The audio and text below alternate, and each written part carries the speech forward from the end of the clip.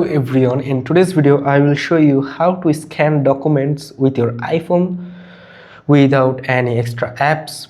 So let's get started. So the first thing you have to do is that you have to open Notes app on your iPhone.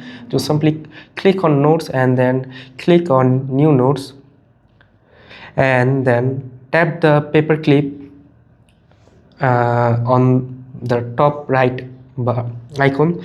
But for that you have to write something in your notes. Hi, hello, and now simply click on the paperclip option. From there you can scan your documents, or you can also click on the three dot. From there you can see the scan option here, right here, and just click on scan.